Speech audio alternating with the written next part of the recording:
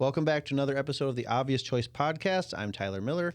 I run a real estate team here in Blaine, cleverly named the Tyler Miller Team, which, I don't know if my branding guy over here is going to love that. We'll see. But for those of you that haven't listened or watched the show, I wanted to explain why I started this podcast. So, I've been in real estate for a while now and come across so many amazing people in my community and in my life. And I was like, gosh, I have so many people that, like, if I needed something, I could turn to. And so I call those people the obvious choice for certain things in my life. And today we have on the show AJ Hofstetter. And AJ, he's the obvious choice for me in my life when it comes to branding. Branding is something I think we all think is kind of easy because it's like, just make a logo and look pretty and whatever. But when you start talking to somebody as smart as AJ about branding, you realize, I'm a dumbass. Lots of people in your space think they understand branding because a lot of realtors believe, or realtors, depending on realtors. Yeah. A lot of realtors believe that they're good at branding because they take marketing seriously. Right. And they're absolutely two different things. There's 100%. Marketing a house and then there's marketing yourself. Yeah. And so I'm really excited to have AJ on for a number of reasons. AJ, he's a very unique individual. I think that's the politest way to say it. No, I'm just kidding.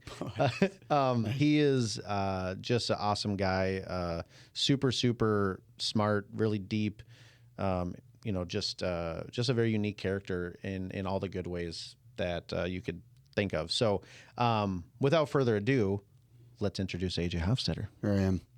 Thanks for joining the show, buddy. Oh, my pleasure. This is fantastic. Yeah, and before we get into, like, the background of AJ Hofstetter, which is going to be a 4-hour tale, so stay tuned. This is good. This is part 1 of 10. Part 1 of 10. But before episode 1 is like ages 0 to 6 months. Right. It's fascinating. It's going to be great. Yeah. But before we get into it, I always like to start it off with, like, all right, when I think of AJ Hofstetter, this is what I think of, like, to me. Okay? Sure. So that people just get This is scary and fascinating. Right, this right. Is good. So when I think of you, I think about the fact that we did work together in a transaction. Right. I think that's kind of like the origin of where we started. Right. So I did help AJ sell a house in White Bear. And he at the time was looking for somebody to kick somebody in the balls. That's the way I said it. Right. That's what I needed. And I was up to the task. Yeah. But no, I just remember, like, just from the day we, like, met and stuff, it was just super easy to talk to you, and you're definitely just, like, a really good guy into kind of the same things I am. Like, we like to joke around. We talk about The Office all the time. There's a lot of Office references. A lot of Office. Yeah. And that's, like, the key to my heart is Michael Scott. That's it, exactly. And then our I don't want to say I don't love them, but our fondness of cigars. Yes. We share that interest. Yes. We actually had you gave me a cigar at our listing appointment together, and right away I'm like, all right, this is my kind of guy. Right. And then from there, it's just blossomed into, business partners kind of in a way, just like, we can bounce ideas off of each other. Yep. Being in the somewhat service industry in a way. Yeah. But yeah, and then, like, I think about the fact that your wife, she's incredible. Fantastic human being. She is. Don't know how you tricked her. She's very forgiving. Yeah. Legally blind. Yes, absolutely. I forgot about that part. She was blind. Yes. That's the only possible explanation. That has to be it. But she also is a very talented singer, musician. Yeah, right? fantastic musician. Yes. So I just think about all those things when I think about you, and just what a pleasure it is to have you in my life, buddy.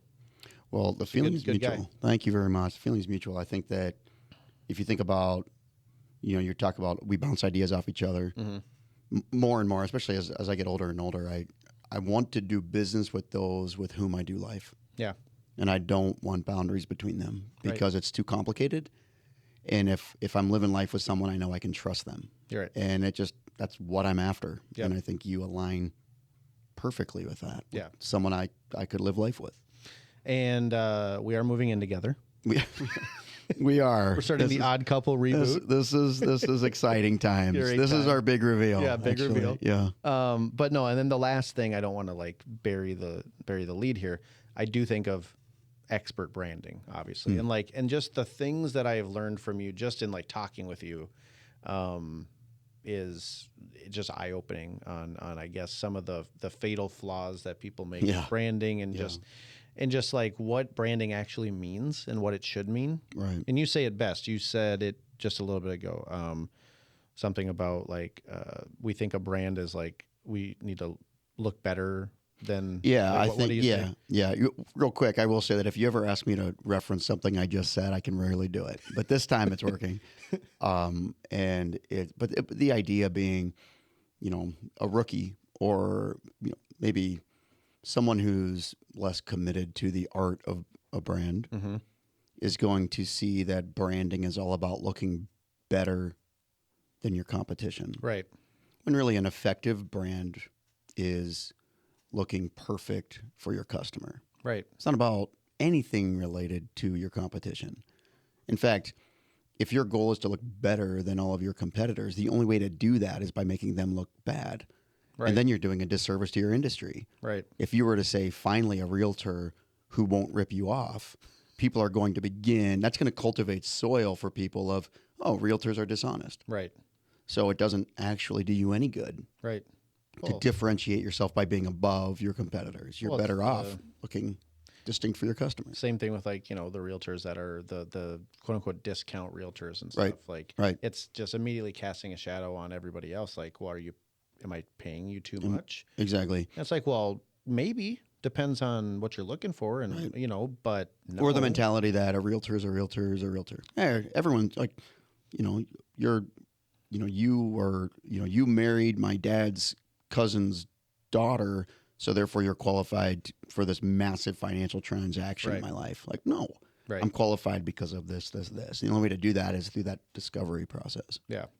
So, but just like those little things like that you'll say all the time that I know are like, they come second nature to you, but for most of us, we're like you just like blow my mind almost every time I talk to you with just some little thing you say in passing. And I'm like, holy shit. Yeah, that's a very good point. Like I did when I made my brand. I mean, I made it with some things in mind. Sure. But it was definitely like for me.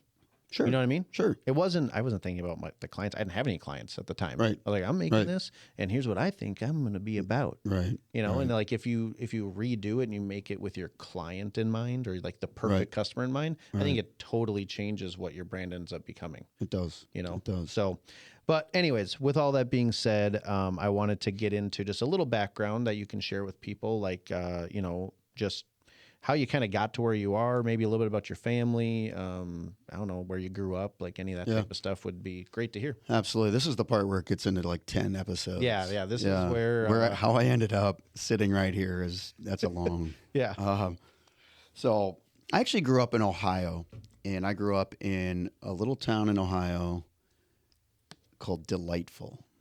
Did you actually grow up in Delightful? Delightful, Ohio. Jesus. It's the greatest town name of all time. Well, speaking of branding, it is not living up to its name. That's a tough name. I mean, tough reputation. It's less than idyllic. It's not horrible. It's also not memorable. Have you seen the movie Pleasantville? I have. Is it like that? It is not. So I grew up in Delightful, which is like a little Bad Boys. Is it more like that? It's more like that. More like that. Have you ever seen Cousin Eddie on any of the National Lampoon? The Hills Have Eyes. Yeah. Maybe closer. We're getting closer. All right.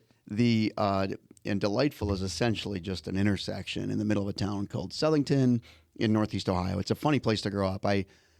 Mike Tyson lived 2 miles down the road from me. Really? Yeah. He lived right down the road. If you look up Mike Tyson's Ohio house, you'll see that it is now a house of worship. You know what I did? It was on a $1 Million Listing. He sold it to he wanted to sell it to like a church or something. Well, it went into foreclosure, I believe, and then it just sat vacant for years. And you could look at pictures of people who are like probably my old high school classmates that are still hanging out there. Yeah. I don't know, drinking beer in the backyard, whatever. With Mike Tyson's tiger. Yeah, exactly. We had white tigers growing up. We had white tigers down the road. I mean, it was a weird time. Yeah. But there were Amish people in the neighborhood. Yeah. Mike Tyson lived there. I lived 20 minutes from downtown Warren, which is, if you do anything like research on Warren, Ohio, there's areas of Warren that are tough. There's gang violence. There's Corey Stringer, the former lineman for the Minnesota Vikings, came out of Warren G. Harding High School. I lived a half hour, 45 minutes from mob-controlled areas of Northeast Ohio, Youngstown. Jeez. And then I lived 20 minutes from like deep Amish country. It was a true clashing of worlds. It was. Do you know why Mike Tyson picked? Yeah, Don King lived about a half hour from there. Okay. And so he came out there to. Yeah, and then I mean it was a weird place to grow up. I left there when I was 18. Kind of moved all over the place. I went to college in Minnesota. Came out a Browns fan though. I remain a Browns fan. Mm-hmm. I've had people say like Browns fans are great. They're the most loyal. It's like no, only the loyal ones are left. Everyone else has said, I started to believe in you, and then you drafted Johnny Manziel. I was so jealous and then when you drafted him. Though. And then I started to believe in you again, and then you said, yeah, let's take Deshaun Watson. That seems to be without risk. Yeah. Let's guarantee him $275 million. And then let's watch Baker Mayfield win a playoff game. Let's watch Baker Mayfield actually do something. So anyway, but yeah. So and then truthfully, I mean, my educational / professional journey is.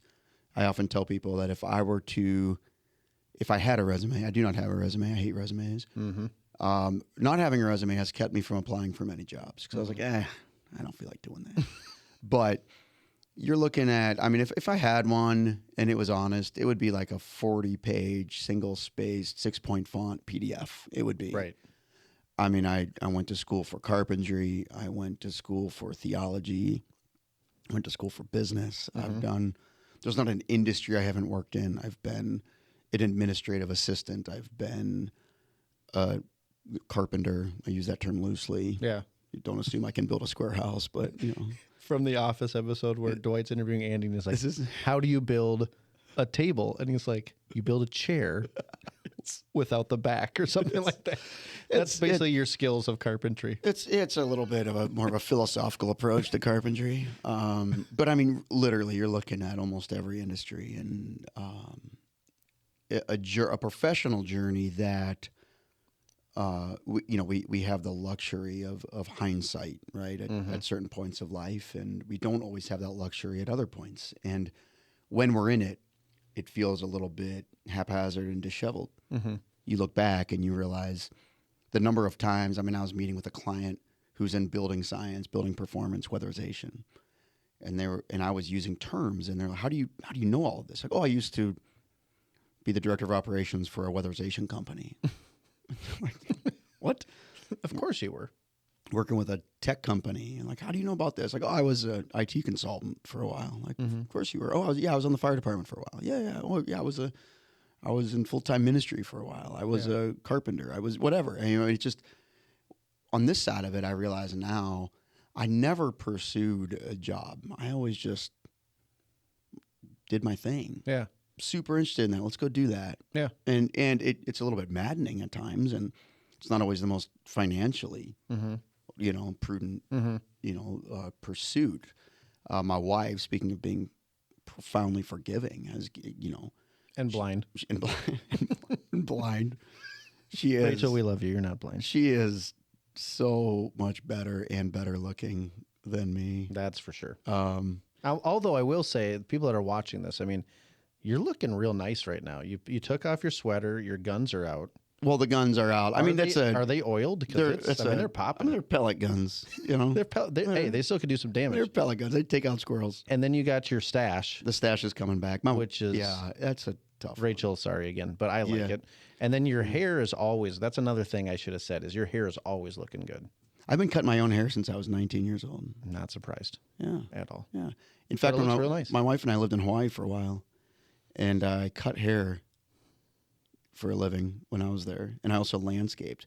And I used to tell people that I landscape and manscape for a living, and my wife didn't think that was a great pitch. I see a future business. She felt like I was maybe miscommunicating the breadth of my capacity. I can come over, I can cut your grass. And then when you're done, or when I'm done, just let me in the bathroom and I'll just trim you up. Trim you up. Yeah. So, but yeah, cut hair in Hawaii for a while. Did relief work in Fiji. It's the most random. Isn't it random? It's the most random job. Yeah, I cut hair in Hawaii. I cut hair in Hawaii for a while. Oh, you're from Hawaii? No, I just went over there to cut hair. Ohio. Yeah, I'm from Ohio. Pleasantville, not Pleasantville. Delightful, Ohio. Starring William H. Macy. None of this is shocking to me. It's just funny. Yeah. So the journey's been crazy. Yeah. So how the heck did you end up where you're at? Yeah. It's when you start to find common threads, and when you start to realize that I can no longer try to fit this square peg into all these positions that I've been trying to fit it in. Mm-hmm. And I went for jobs I didn't want for years because the goal was I'm trying to be something that will, be substantial enough to provide a living for my family. I'm always all over the place. I don't want to settle down. Mm-hmm. And it always frustrated me until one day I realized there's probably some legitimacy to this thing. Mm-hmm. I worked in a couple different positions in marketing, and I always thought, I really want to do marketing. That would be ideal. Mm-hmm. And then I got into marketing, and I realized I'm not a big fan of this because all I'm doing is saying what other people want me to say. Yeah. Right? I'm just building messages based on things that they think are important. Right. And I'm sitting here looking at it saying, this is not a good way to say this. There are better ways to say this. Yeah. Right. And I think for me, the turning point professionally for me was my wife and I, we have 4 kids. My oldest daughter is 16. She'll be 17 in a couple weeks. I have a 13-year-old daughter. And then we were surprised with twins. And the twins are 8. And when the twins were born, a very traumatic birth that we won't get into right now, but kind of the worst case scenario in terms of, it didn't look good. And little girl it was boy-girl twins, and little boy was born somewhat without incident. Little girl was born. Oh, well, they couldn't get a pulse. She was gone, and she ended up being dead for a total of 29 minutes. Oh my gosh. 19. It was like 8.5 minutes without life, without signs of life in the womb, before they were able to finalize a C-section, and then 19 minutes of CPR. And the doctor said, "That's it. We're done. Let's call it." And through a series of events involving an act of God and a miracle beyond any of our abilities to manufacture and any doctor's ability to explain, she came back. So he was done. Yeah. And then a few minutes later, she was just alive. Then through prayer, it was in the name of Jesus, breathe, and we watched her. Gosh. We watched her come up, like she was coming up out of the water, and I mentioned Fiji. I don't know if I mentioned Fiji. We were in Fiji for a while. Okay. And you go to Fiji and you go spearfishing with the men of Fiji, and you'll think something's wrong because Save, this Fijian guy, is underwater for like 3 minutes, and you're like, is Save okay? Like, yeah, he's good. He's down there for another 2 minutes before he comes up. I mean, these guys go underwater for like 5 minutes at a time because their lungs are used to it, right? When they come up, they go, they just gasp. Yeah. Because it's like they know how long their bodies can handle it. Let's see the best way I can describe what happened to my daughter, where she literally, when we watched her come back, it was like she just gasped for air. She was this little 3-pound thing. And jeez. Well, anyway, I say all of that to say I began to write this. It was equivalent of like a Caring Bridge blog, right? A handful of people wanted to know what was going on, so I just kept people up to date through a blog. And suddenly people started following it. And it didn't go viral. It wasn't massive, but 1,200 people probably. It's a lot. Yeah, it's a lot of people. For a blog especially. I mean, geez. And people started talking about it. One day my wife was driving the twins through the drive-thru at Starbucks, not for them, but for her. And, for sure. They were just tiny, but the girl working at Starbucks was like, "Is that Beckett and Presley?" Like, they were these little celebrities, right? The crazy thing that I discovered through all of that is the power of story to bring change into people's lives. People were hearing this story as if it were their own. They were saying, I needed this. It happened right around Christmas time in 2015. They're saying, I needed this. I needed this to be part of my story. I feel like these are my miracles. People made life changes as a result of this story. People were hanging on it. And it was powerful. And you see story have this massive impact. So I loved that, and I loved the ability to do that, and yet I had a day job. So this was just this fun thing I did on the side.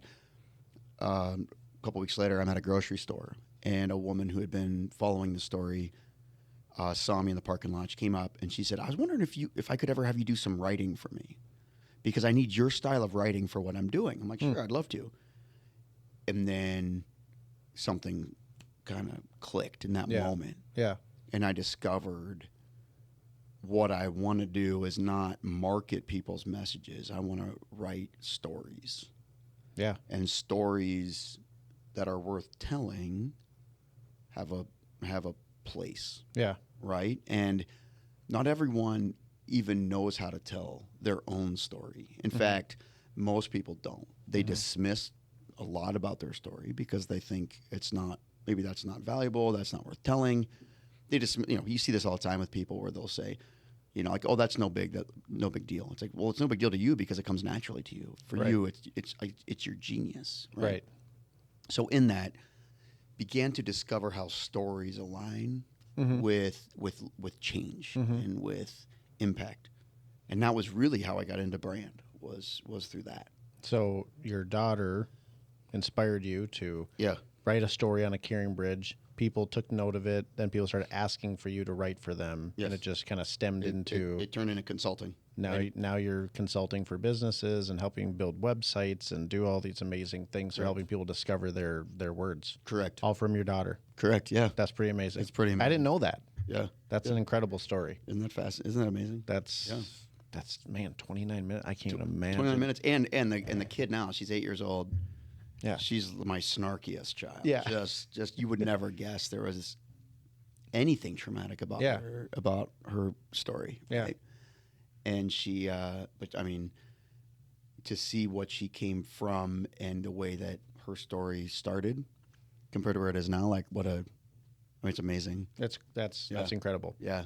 Well, thanks for sharing all that. I didn't know deep that. End, baby. We're going to go right to the deep end. That's great. That gives, I think it gives even more context to just like the magic of what you do, and just like it's just cool to know like where it kind of came from. Right.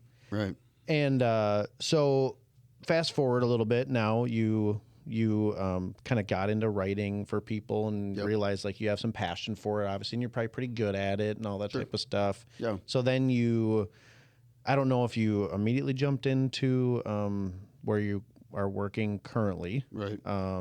Or if there's something before that. Right. But now you are an independent contractor. Yep. I met you when you were at the brand office. Yep. Right? Brand office is a Twin Cities base. We're based out of White Bear Lake and owned by a designer, a guy named Kendall Marsh. Mm-hmm.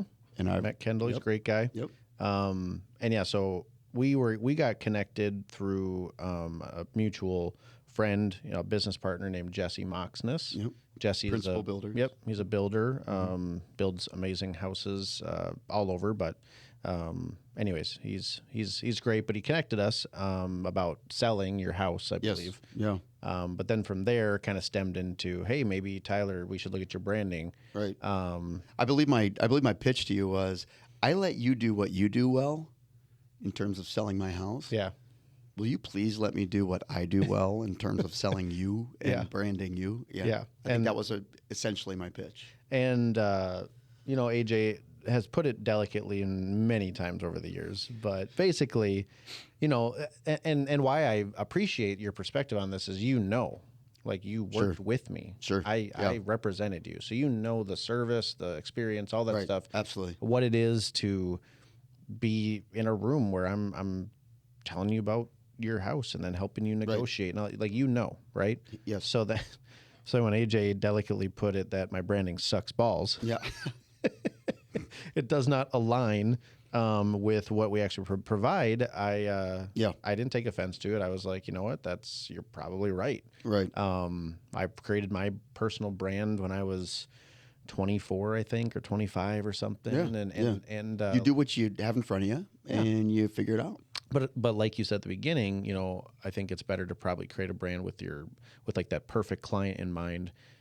When I created mine, it wasn't necessarily about that. It was me doing it for myself, and it's meaningful to me. But now that the brand and team and all that stuff has gone to a different level that I wasn't probably envisioning at that time. Yep. Yeah, it doesn't align with everything that we do. And I think that the idea too of brand as a destination is a myth. Brand is not a destination we arrive at. It's continually evolving, just like our stories continually evolve. So the goal is not to get to a place that you're finished with your brand. Instead, that you have a brand that is reflective of who you are and where you're at and able to evolve with you as you grow. Yeah. You know, and the goal isn't to get to this destination of, and now I've done it, because then the implication is, well, now you're going to be irrelevant in 3 years if you're unwilling to change. You know, there was a place that your brand did its job for you. And then eventually it had to mature if you were going to mature your business. Yep. Yeah. And so lots of things that I still hope to do someday with it that you have already kind of shed some light on for me, which is invaluable. But going back to like what you do for people, why don't you like name just a couple of your specialties? Yeah, for sure. There's the idea that a brand story, a brand message is not really something that's built, it's something that's discovered, right? So I wrote a book called Take Time to Be Brief. Which is like the best title ever. I love it. Fantastic. It's a 75-page book. It's not 300 pages. I felt like writing a long book about brevity would have been a blow to my credibility. But in Take Time to Be Brief, there's 4 elements of brevity, and I describe brevity not as the goal. The goal in communication is not to be brief. The goal is to be concise. The goal is to be intentional. The goal is to be effective. Effective communication is not measured by saying what needs to be said. It's by knowing what needs to be heard. Right. And a lot of there's a lot of effort put in there. It's like, as an organization, we need to find our voice. And a lot of times it's what you described when you were 24, 25 years old. Like, I found my voice. Here's my logo. Here's my tagline. Here's my colors. Here's my website. And we describe the goal as I want to find my voice. But if you think about voices, and you even think about voices, and we talked about my wife earlier, who's a musician. One of the areas, she has a fantastic singing voice. And one of the things that she does really, really well too is harmonies. And there are people that she sings with that when she sings her harmonies, their voice sounds a million times better. Right. So sometimes your voice is meant to accentuate the voice of another. Sometimes your voice is meant to reach this person, but not that person. Sometimes your voice is meant to be calming.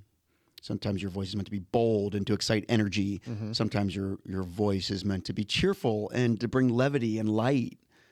A voice is not just about the words you say. A voice is about the authority you carry. A voice is about the message you're bringing. It's about the people you're talking to. Effective communication is not measured by saying what needs to be said, but by knowing what needs to be heard.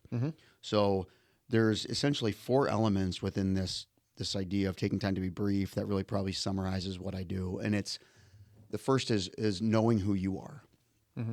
It's the discovery of self. It's the discovery of your story, the discovery of who you are and how you're different. And not different for difference sake, but different in a way that helps you articulate who you are to people who understand it. Similar to the idea of a realtor valuing integrity and experience. Right. It's like, those are cliches. It doesn't mean you don't act. You do value integrity and experience. Those are 2 of your values, but you're not going to lead with that because like you and every other realtor in America is going to say that. Yeah. So you just sound I think unique. that's like a well, I would hope so type of exactly. Point, you know what I mean? Finally a chef that washes his hands before he cooks your food. It's like, I value washing my hands. You're like, do other chefs not? Yeah. Like, I feel like that's pretty standard, right? Yeah. Ideally. But there's the first part of that is knowing yourself. And then there's knowing your audience, knowing who you're talking to. And then there's knowing what words mean, Mm-hmm. understanding terminology, and then there's being brief. Mm-hmm. And there was a time years ago, my wife and I were talking about something. We were at I think we were pulling into a store. We're unpacking something we were dealing with in our marriage at the time, and I said something to her like, whenever you do this, whatever that thing is we were talking about, it makes me feel like you're giving up on our marriage. And she said the words, "How can you give up on a marriage that isn't going anywhere?"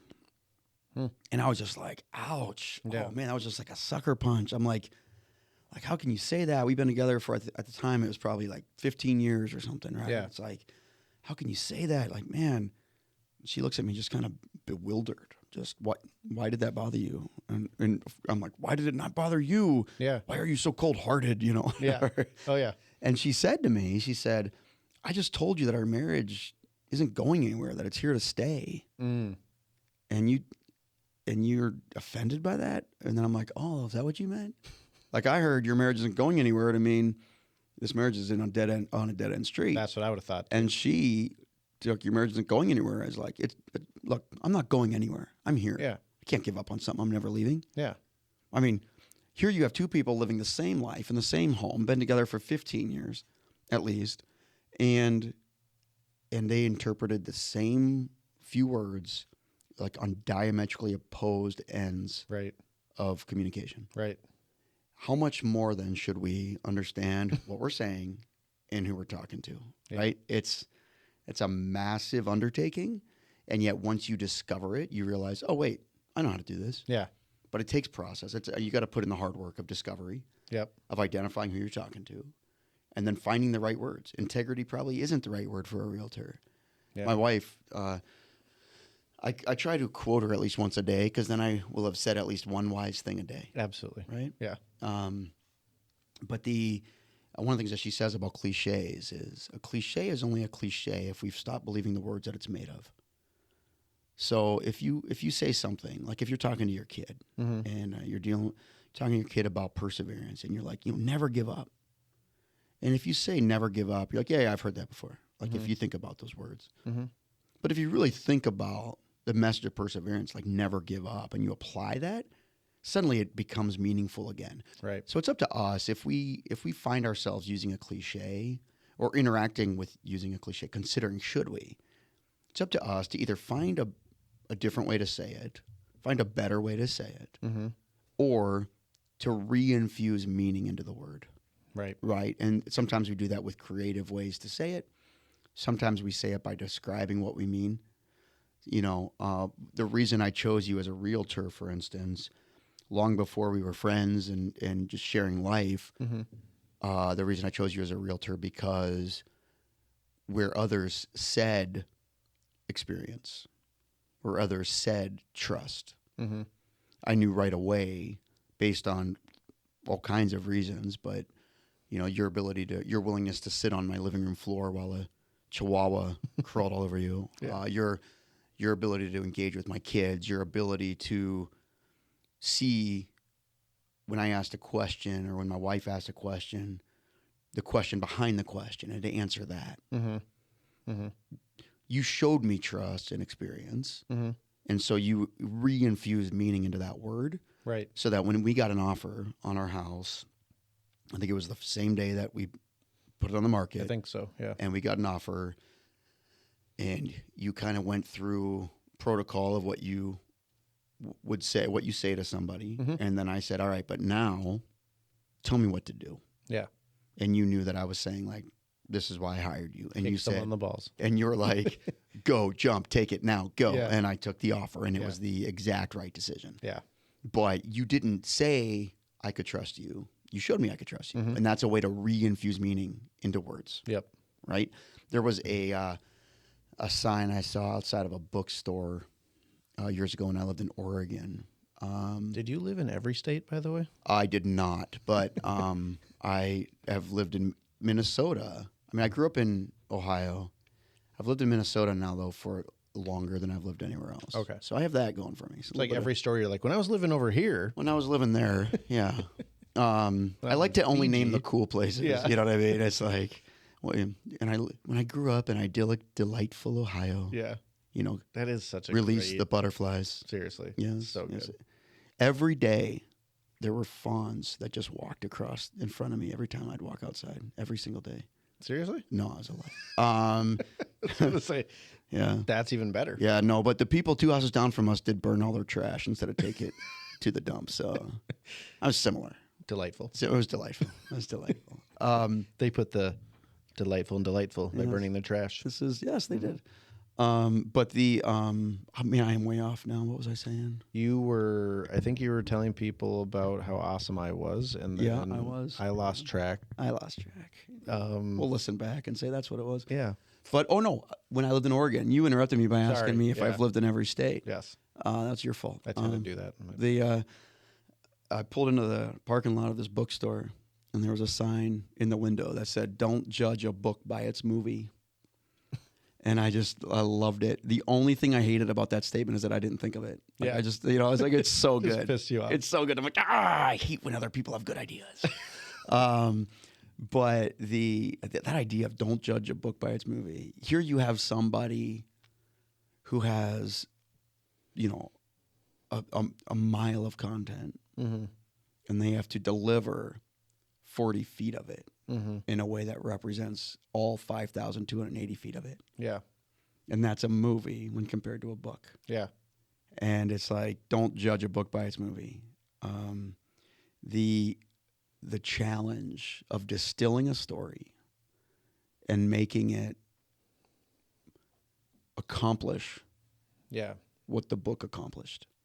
It won't always tell the same story, but the goal is that it accomplishes what the longer version accomplishes, right? Right. It brings this kind of inspiration. It tells this kind of a tells of this kind of a journey or whatever. That process of distilling, that process of translating and articulating the complexities of a story and a brand and a passion and a mission and the complexities and the challenges of doing that's the ultimate expression of what I do. There's something to be said for someone's sweet spot. I could build you a house, it'd be out of square. I could write you a song, it'd be out of tune. But you put me in front of what I call a brand dilemma, and 99 out of 100 times you're going to say, I finally understand. I finally know how to say it. I finally know how to articulate it. And I define brand dilemma as basically a road where there should be a path. And organizations reach brand dilemmas all the time. And a brand dilemma could be what we used to say doesn't work anymore. Yep.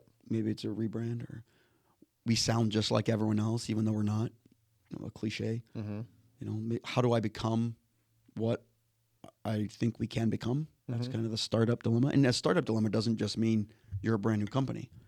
It could just mean that you've never gone through the process of that a startup demands of really discovering and uncovering. Or there's the wanderer. Like, I feel like we started as and then we started as a fitness app, and then we moved into owning a gym, and then we moved into a finance company. How do I make sense of that? Right. It's like there are organizations that just are all over the map. So there's these different dilemmas that people face, but ultimately it comes down to that articulation of a story of a brand that somebody can take and say, now I know how to talk about myself, and I know who I'm talking to. And I know that the words that I choose matter. And so I'm choosing these words. I've taken time to be brief, to be concise. And that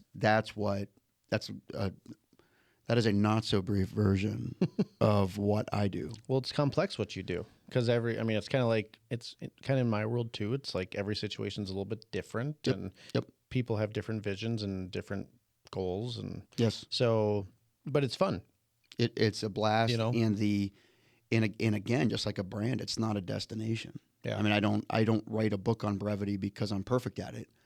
I write a book on it because I care about it, because I see the value of it. I was at a conference once, and I heard the guy who was speaking say, if I could just get everyone to put their phones down and just, kind of pull out a pen and take some notes, and let's not be on our phones right now. It's like, on one hand, I get what he was saying. Right. And it's worth the challenge to see if we can unplug.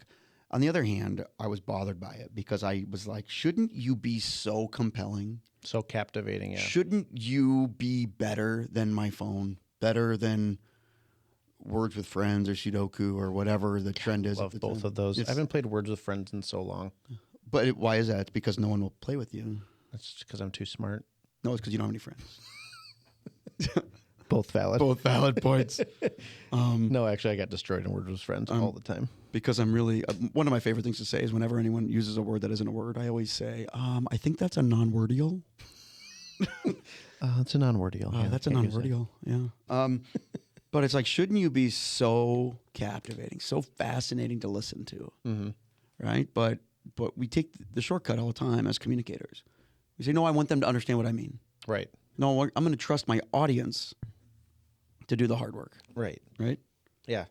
No, it's a great point, and it's like, I'll be doing a team meeting. It's the same thing. Like I'll see my agents, like all of a sudden they start creeping onto their phone, or they'll like slide open their laptop, and I'm just like, I feel like what I'm saying is really important right now, but it's not. It's probably not, or I'm not conveying it correctly, and so it is a right. Well, what's funny is you hear leaders say this, and sometimes you hear this like as a straw man, like people don't actually say this, but sometimes they do actually say it. I don't have time to babysit their emotions. Mm-hmm. I find myself as a parent doing this sometimes. It's like, I just need you to know what I mean, or I just need you to do what I say.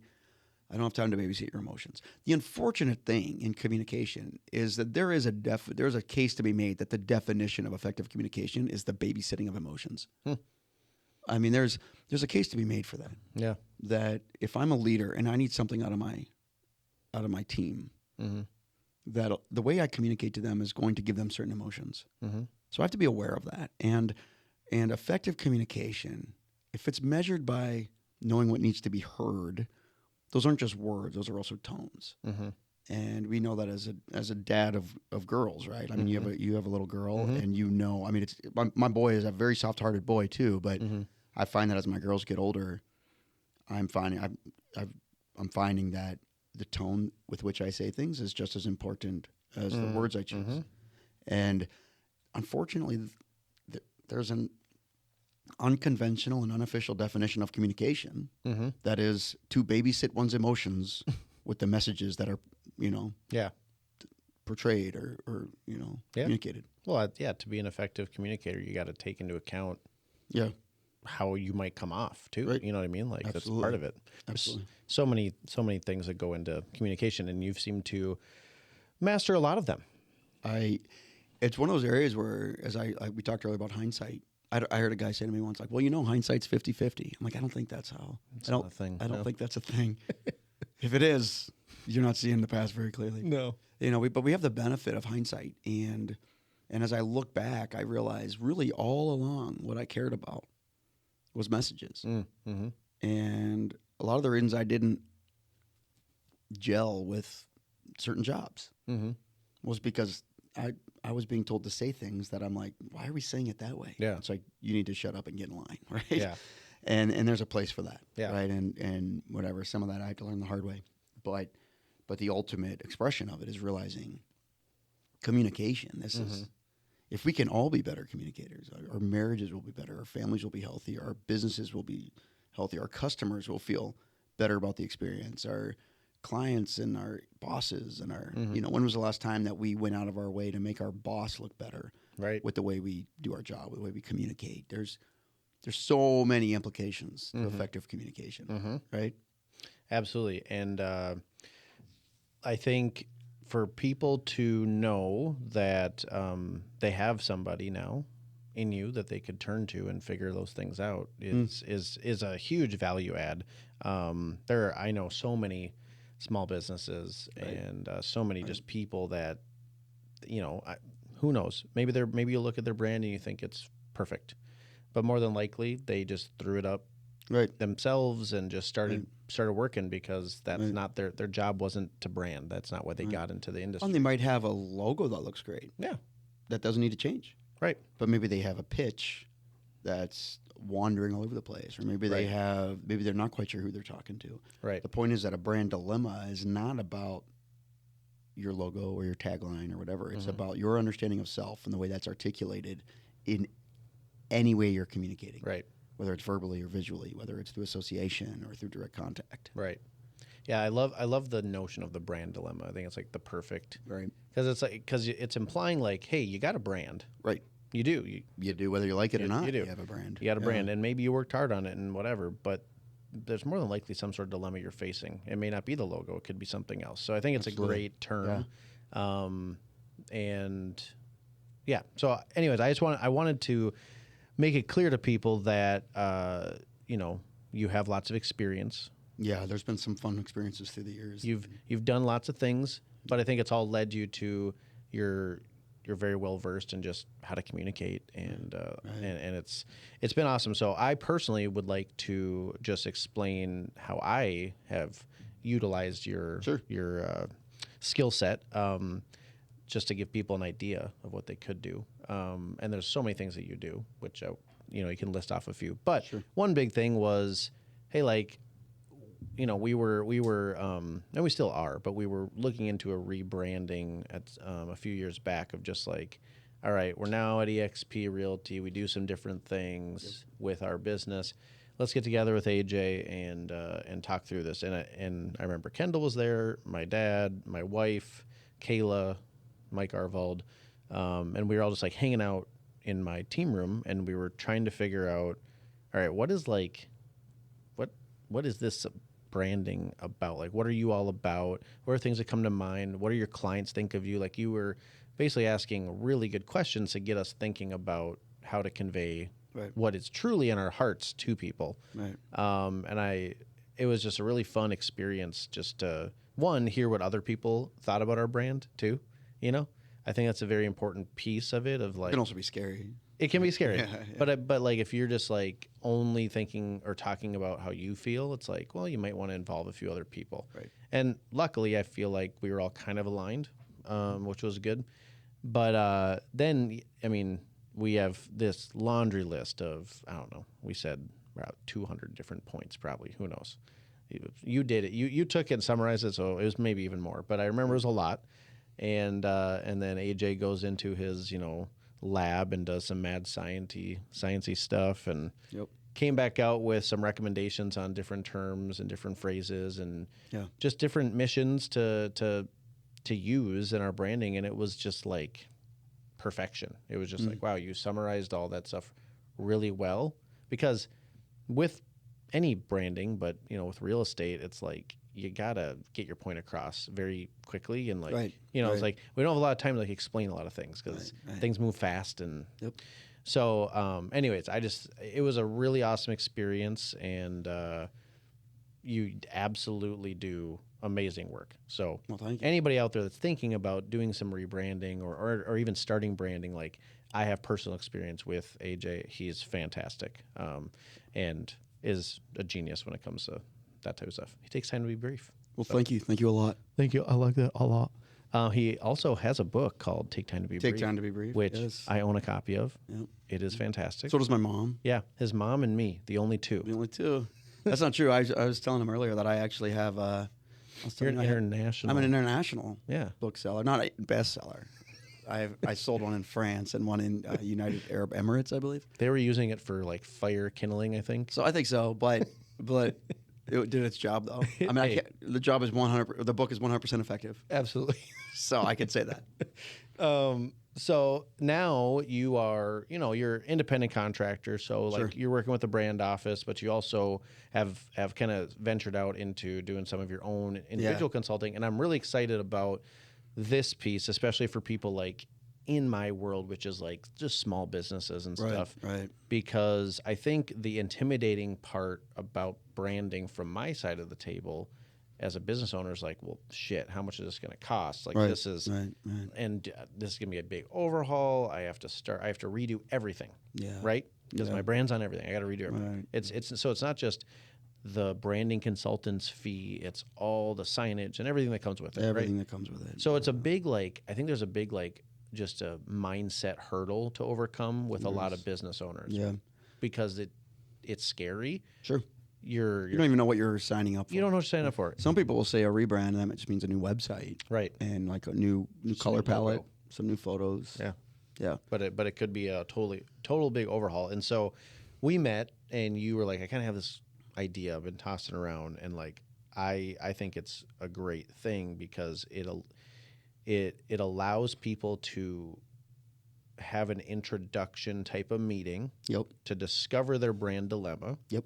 To then meet with you for an hour, 2 hours, whatever, Whatever it takes, a short time frame, whether it's in person or on Zoom, and they can hear what you would have to say about their brand and just maybe put together like a general idea plan of certain words to use, phrases, the mood of what their brand could look like. A brand summary that will carry them forward. It'll be a building block that's essential for whatever they do next with it. Right.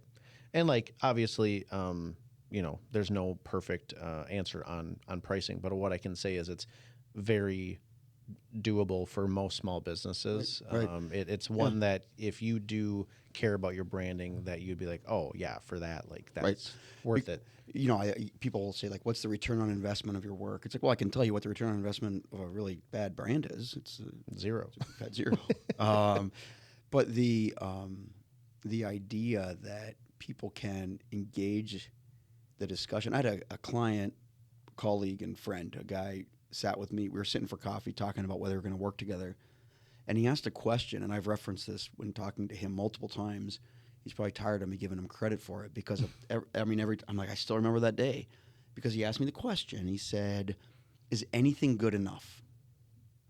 And the dilemma that people end up with when working with an agency or when considering a rebrand or in these situations is you partner with someone and they're like, okay, we got to get rid of your logo. We got to get rid of your tagline. You need a new website.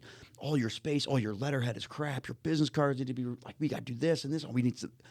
Your branding sucks balls. It's like, yeah, stuff like that. Can you imagine being told that? Yeah. It's and the question of, is anything good enough? It's a valid question. It is, because the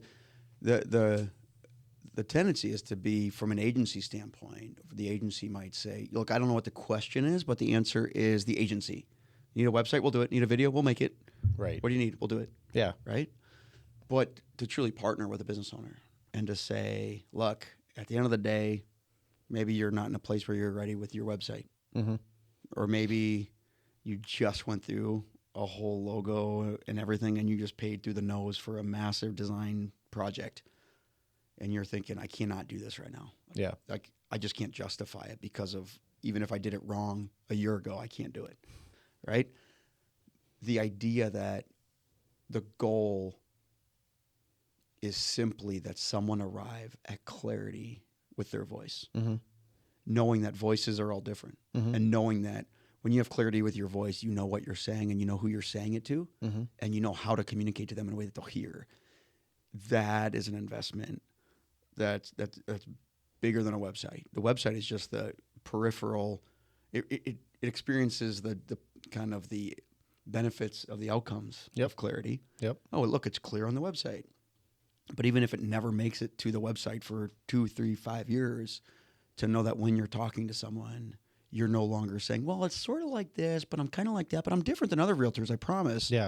Or whatever, right? To really come into the conversation with clarity, understanding that I'm here to demonstrate what I care about as quickly as possible. One of the values that I try to bring to people is the ability to say it clearly in 3 minutes so that you can say it clearly in 3 seconds. Yeah. Right? You understand enough about who you are that you're able to be concise and quick with it. And offering that to people is bigger than websites and logos and letterhead and business cards and taglines and all right. that, Yeah, and I think it's just knowing that there's a not intimidating option out there to like. Absolutely. Obviously, other than your guns being out all the time. Well, yeah, but they're pellet guns. Yeah, they're pellet guns, but they're out. They'll give you an owie. He'll wear a sweater. Yeah, that's right.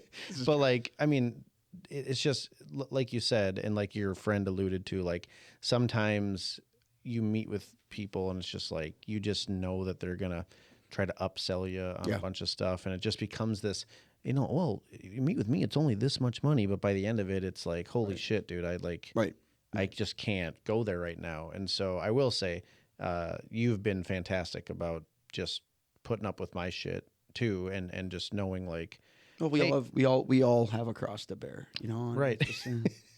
But knowing that maybe one day there'll be more that I will want to do. Yeah. But you've been helpful so far with the things that I've needed, and you're always coming with good ideas, but you're not ever selling anything. You know what I mean? Like you're a great partner in this versus like just looking to sell some branding stuff. You know, so well, I appreciate that. My buddy who runs and owns the brand office, Kendall, he has something that he often says, that a good brand strategy, even implemented in mediocrity or haphazardly, a good brand strategy will always trump a brilliant brand strategy that's implemented like poorly or not implemented at all. And the idea is here, like, so you're like, maybe your website's wrong, or maybe your logo's old, or maybe this is old or that is old, to know that you're making the best with what you have, and that's my goal, is to be able to work with business owners. And I think I work especially well with personality driven brands, where it's, you know, I've worked with manufacturing companies, for instance, and I've done that work, and it's fine. But so much of the burden for a personally driven brand is, there's, on one hand, there's the how am I different, and then on the other side of it is how am I qualified, right? And a lot of people who own their own businesses are saying, like, why would anyone come to me when there's a million options? Yeah, it's like, the beauty is you don't need a million people. That's true. You need 11, 14, 27. Like, you don't need to reach them all. That's what I say to my team all the time. I'm like, I know it seems like it's overwhelming. You got to go after all these people, and all these houses are out there and all this stuff. It's like, it's in our world, it's a race to 100. It's a race to 100 past clients. If you get 100 past clients, you know, you can't just kick your feet up, but you're going to be okay. You know? Exactly. So. And that's the fun part, and helping these kind of personality driven brand owners to realize this isn't about you being the best among everyone. It's about you reaching your audience with something that is, I hold a standard up where authority and authenticity overlap. All right. So authority is what I'm good at. Authenticity is what I care about. Yeah. Right. And so a lot of this discovery process is helping someone just like unpack where they're different from everyone else in terms of expertise and really what they can offer and what they truly care about. Because there's areas that you're better than everyone else, but you don't really care about it. So let's not build a ton of effort around that. Right. But there are other areas where it's like, you have both authority and authenticity in the space. Like, watch this happen. Right. Doesn't matter if the website's lame. Doesn't matter if the logo's whatever. Doesn't matter if you're, you know, whatever it is. Doesn't matter. Yeah. I mean, there was like, if you would have asked me, if I worked for you've heard of the company No Name Steaks. If they would have hired me and said, we think we settled on a name, we're going to go with No Name Steaks, I would have been like, I don't even know why I do what I do. Like, I'm questioning all of my life decisions. Right. Like, I'm failing, and this is a terrible idea. And if you do this, your company will fail. This is so bad. Right. And they've done nothing but succeed. Right. And it goes back to that previous point. Like, it's not about perfection. Yeah. It's about consistency. It's about intentionality. It's about giving people experiences that help them set the right expectations of you. Yeah. Right. No, it's No Name. Such a funny, isn't it? Success story. Like, isn't it? Like, it is. Really? It is. What's the best, like the most impactful brand you've ever come across, in your opinion? Or either the best or the funniest, or maybe both. Like, just something that is like memorable to you as a brander. Like, what was that? Yeah.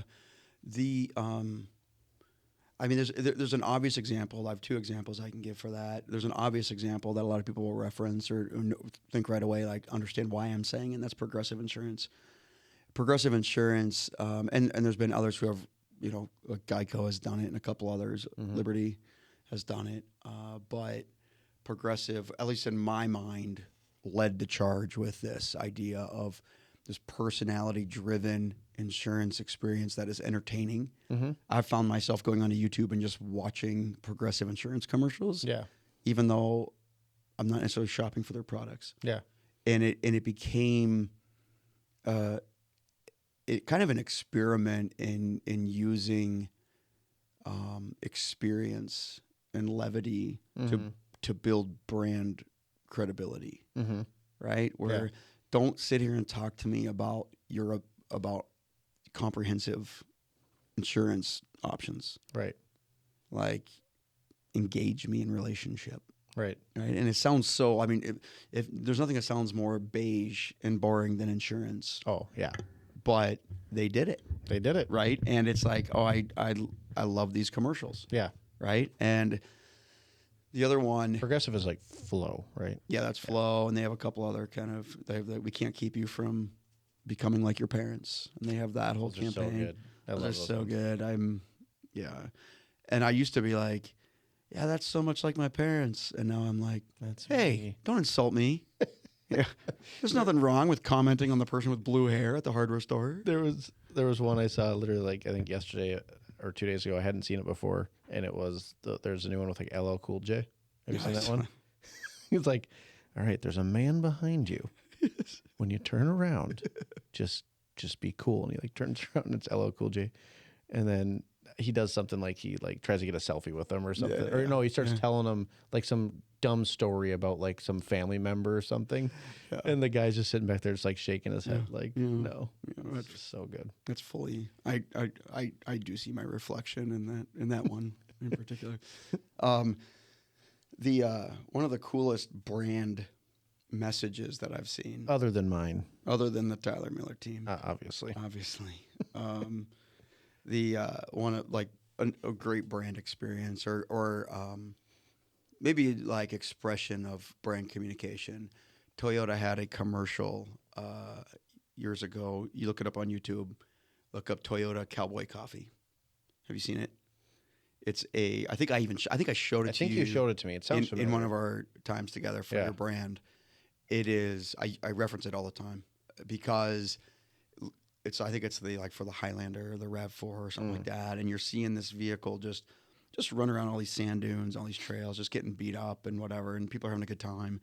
But there's really no talking. I mean, you hear the guy say Toyota, whatever, a little bit of voiceover, nothing much, and then it shows a guy making coffee, and he uses his dirty sock as the filter, and his friend goes to drink it, and they're highlighting the feature that you can plug something into the back of the car, right, for the grinder or something, and then the friend goes to drink it, and he just lets it fall out of his mouth, and then it was just like that was the whole experience, that was the whole commercial.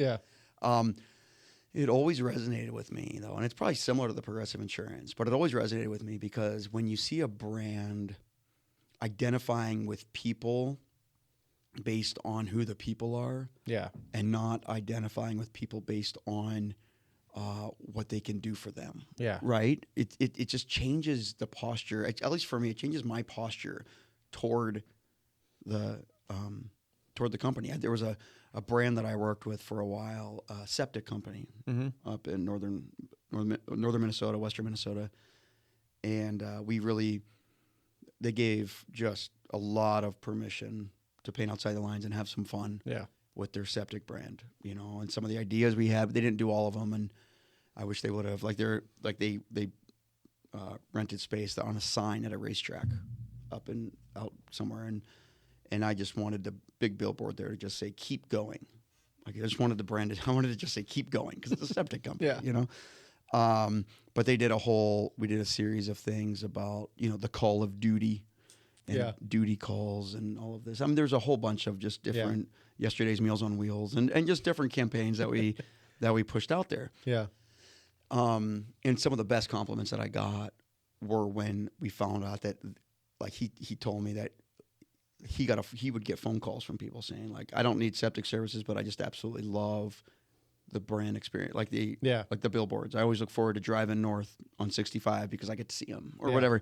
That type of experience, when you understand that it's not just about entertaining, it isn't. It's not just for entertainment, but to understand that there's more to marketing and there's more to branding and there's more to communication than getting your point across. Right. That so much of it has to do with connecting with people. Effective communication isn't measured by saying what needs to be said. It's by knowing what needs to be heard. And sometimes people need to be entertained. People need to feel levity. People need to to feel connected with. Right. You know? Yeah. That's one of the things about the Tyler Miller brand is this idea of empathy. Yeah. This idea of carrying the burden for this thing. Because I could pick a million realtors. And I remember you even saying, like, I'm not going to negotiate on price with you. And the reason I'm not going to is because I know what I'm worth and whatever. And that actually solidifies your value as opposed to the cheapest option or the name, you know, of your dad's friend's son who's starting out in the business and could really use some help. Right. Right. Yeah. And that's what you get all the time. Right? Yeah. It's like, all the time. I owe this person my $500,000 transaction because they're related. Just give them a start. Because they're related to my dad's friend's priest. And it's like, no, I'm not doing that. Yeah. You know? So it's that idea of that it's more than just saying what you need to say. Because if all you were interested in is saying what you need to say, every podcast would be about what you do to make the seller and the buyer experience all that it can be. It's like, no, that's not what this is. That's what none of this is. We're all that we can be here at the TMT. Yes. There it is. Be that's all that you can be. You can use that. Be all that you can be. I haven't ever heard that before. Yeah. Well, did you just come up with that? That's what you get with me. It rhymes with TMT, so I feel like it works. Yeah. Be all that you can be. We should come up with a jingle. Yeah. That's a great idea. I feel like there's no other realtors that have done like a jingle before and danced on TV. No, nothing. No, nothing. That's gonna be revolutionary. Yeah, you're walking a real thin line right now. You better watch out. Hey, just being generous. Okay. You live that way, in my opinion. Yeah. That's good. All right, so we could talk all day about your branding. Yeah, it's fun. But let's get into some other stuff. Yeah. So I will leave it with where can people find your business? Yeah, you can. A couple different ways to get there, but taketimeToBeBrief.com will redirect you to my Brand Dilemmas site. There's a fun little quiz on there where you can get kind of diagnosed with your own brand dilemma. So you can go to taketimeToBeBrief.com. Do that. You can schedule time to get together, and I'll at least talk you through the general idea of it. Yeah. You know, so that's the best way probably. Perfect. And then they can find your book on Amazon still? On the Amazon machine, on Barnes & Noble, if anyone uses that. Yeah. Maybe there's one person There's also a bookstore in White Bear Lake that carries it, so you could go Really? there. Yeah. That's pretty sweet. Yeah, that's big time. You can also go to my mom's bookshelf. You can also come to my house. It's on my coffee table.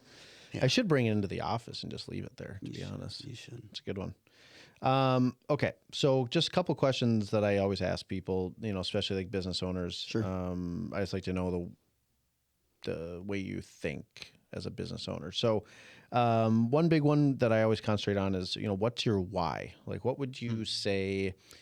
You know, I mean, you're kind of like a traveling gypsy, you know, in your life. Like you've done a lot of different things. It's been a lot. But you keep showing up. You're not stopping. And obviously now you've found what you're really, really passionate and love. But like, sure, you know, those days where you just get kicked in the balls by your realtor because that's what you told him to do.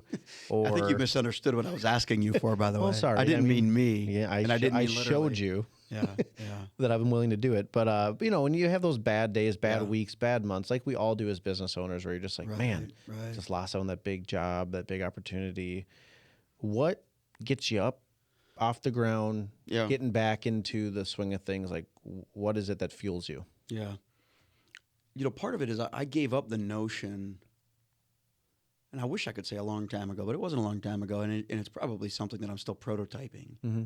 But giving up the notion that work could satisfy, that work could scratch all of the itches, right? I gave that up, and as a result of that, it became easier for me to integrate my life, so that I started working with people with whom I do life. I started doing life with people with whom I work. I was willing to stop putting my name out there in certain circles because I realized even if I landed this, I don't really want what they want. Right. And so some of it has been a matter of working with people and surrounding myself with people who are after the same thing. And that allows me to paint outside the lines. It allows me to sometimes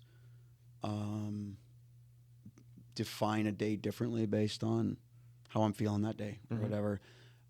Because a lot of the dissatisfaction or frustration that I feel is often when I feel like what I'm doing is like swimming upstream. Right. Right. I'm moving at a lightning speed and working at a snail's pace. Right. And that idea that like I'm not producing anything. But when my value as a human being is not measured by what I produce, but by who I am, that changes my motivation for work. It changes the genesis from which I do anything. And now, like I said earlier, I mean, I could write you a song and be out of tune. I could build your house and be out of square. There's a lot of things that I can do, but there's not a lot of things that I should do. And I try to spend more time doing the things that I should do. And I try to align myself with people who are doing the same thing. I have a friend, his name is Luke Hemkin. And he started this thing that we're a part of called the Good Steward Network. And he refers to the people that he works with as sled dogs. And he's like, I don't need a sled dog to do exactly what I do. I need a sled dog who keeps my pace that I can trust to pull his weight. Right? And and there's something about working with those sled dogs that makes you realize, oh, wait, I can do this. And there's days that I'm able to call them up and be like, spinning my wheels, this is going nowhere, or whatever it is, right? So I think it's this idea of finding a context for work that does not scratch every itch that I have. Right. And for a long time, and I think we grow up in this. I think we learn this very early that is what, when we're in high school, it's like, so what are you going to do? Yeah. And like as if 18-years are qualified to answer that question, right? Right. It's like, at least I wasn't, right? I was not the wisest of 18-year-olds, right? And so, but we're groomed to answer that question effectively, right? It's what we're trained for, and instead to be more concerned with the substance of the life and the substance of the people you hang out with. If you are the product of the 5 people you spend the most time with, there's all kinds of reasons to do work with those with whom you do life. Yeah. And there's obviously boundaries you put in place, but I think a tremendous part of it too is just value, like understanding that I know my sweet spot and I know what my sweet spot isn't. Yeah. And so I remember years ago I was asked to interview for a job, a director of marketing position for an organization out in Colorado. And so I flew out there, I went to the interview. And at the end of the interview, like it was like a 2-day interview deal, and at the end of it, came back to Minnesota. I told my wife, like, I don't think I want it. It didn't feel like a good fit. Well, then I didn't get the job, and I was just super mad. And my wife's like, I thought you didn't want it. I'm like, I still wanted them to offer. Like, then I wanted to turn them down. Right. And so many times, if we're being honest, we're not applying for jobs. We're applying for self-esteem. We're applying approval. Exactly. It's like, tell me I can do this. And that's why for so long I tried to define myself. Like, even as we started off today, before we hit record on your VCR there, it was like, what do I call you? Right. Is it a brand consultant, brand strategist? Douchebag? What is it? Douchebag, yeah. Supermodel. What is it again? Yeah. No, and it was like, that's a good question. And it's like supermodel. Yeah. I mean, that's usually how I refer. I was telling a colleague yesterday, I said, you know why I'm not a supermodel? It's because I wouldn't want to handle the schedule. It's the only reason. Well, no, I didn't say that was the only reason. There's a lot of reasons. I'm also not good looking enough. But one of the reasons is that. Yeah. I can tell you a lot. Like, you know why I'm not a lawyer? Because I would not want to spend much time away from my family. Also, I didn't go to law school. But also, I don't want to spend much time away from my family. Yeah. So I love it. Yeah. But no, it's this idea that so much of our effort is put into this pursuit of a career so that we may be defined by something. And I think all I know is that ultimately produced dissatisfaction for me. Yeah. And it took me a long time to get there. And I don't think it's a perfect solution either. It's not like I don't, look at the heavens some days. And I remember when I didn't get that job in Colorado, I was just like, so angry. And yet I'm like, what are you angry about? But I wasn't even going to take it. Yeah. No, it's the same with me. Like if I don't get a listing sometimes, even though I didn't like vibe with them and it was just like not the it wasn't even fit, ideal. Yeah. And I'm just like, it'd be great, but whatever. They're kind of be difficult to work with, whatever. I like talk myself out of it, and then they're like, you didn't, we're with somebody else. And I'm like, well, what the hell? Like, I'm definitely the best option. Yeah, exactly. But to me, then you egg their house. Absolutely, for sure. Every time. And fork their yard. You ever forked a yard? I've never actually forked a yard. No. You ever heard of that? I have heard of that. Yeah. It's like, have you watched the movie? Have you watched the show The Good Place? Mm-mm. Anyway. Okay, well then never mind. Okay. But there's a line in there where, what's her name in that? Kristen Bell, is that her name? Yeah. Anyway, where she's like, why can't I say fork? Fork. Why can't I say fork? Fork. Fork. Yeah, it's pretty great. You're saying it. Okay. But to me, it sounds like your why is almost like a relentless pursuit of like surrounding yourself with the right people. My why, well, you know what I mean? Really, I guess again, another time I didn't take time to be brief.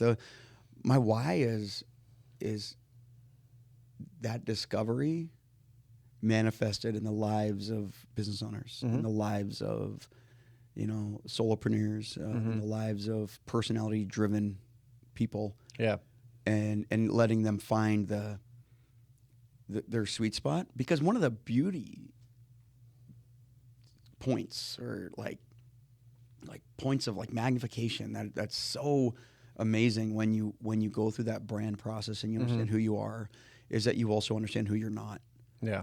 And you stop trying to be things that you're not. You stop apologizing for what you're not, because when you know who you are, you realize, no, there's a place for me. And guess what? For my competitor over there's a place for him too. And I don't have to take his people, and he doesn't have to take mine. That actually might be one of the better points that you've made. I mean, you made lots of good points, but I think it's something you overlook. Like, you're looking for the solution in branding, but sometimes you might get more clarity from what you're not. Oh, 1,000. You know what I mean? All the time. Because then you can rest easy knowing I'm not going to do that. Yeah. Yeah. I'm not missing out on something because that's not me. And other people might even define you as something, but it gives you permission to not be that. Yeah. Right? That's a great point. I didn't even think about that. Yeah.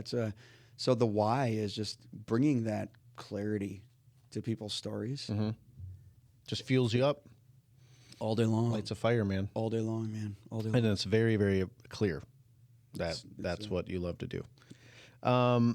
Okay, so are you ready for a fun lightning round of questions? I am. Random questions. I am. Okay. Are you sure? I've never been more ready.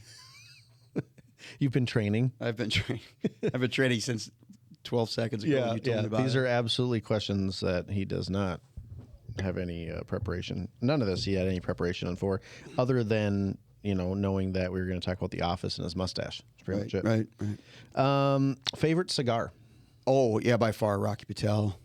I like anything from Rocky Patel. So okay, this is a stupid question because I love the Rocky Patel bar that I've been to. You ever been to a Burn bar? It's called Burn by Rocky Patel. I have not. No. Okay. There's one in Florida. Right. I'm familiar with them, but I've not been to one. I've never actually. I don't know if I've had a Rocky Patel cigar though. I didn't. It's stupid that I didn't realize he probably made. Cigars. I love Rockies. Yeah. So the acid ones, those not acid the drug, but acid the brand acid. Yes. Is that Rocky Patel? I don't know if that's a brand of. I thought that was a brand of something brothers. What are they called? Because he has those in his. Does he? Well, he might carry others. I don't know. Maybe he does, but I thought they were a brand of another. I forget the sub brand. So what do you like about Rocky Patel cigars versus others?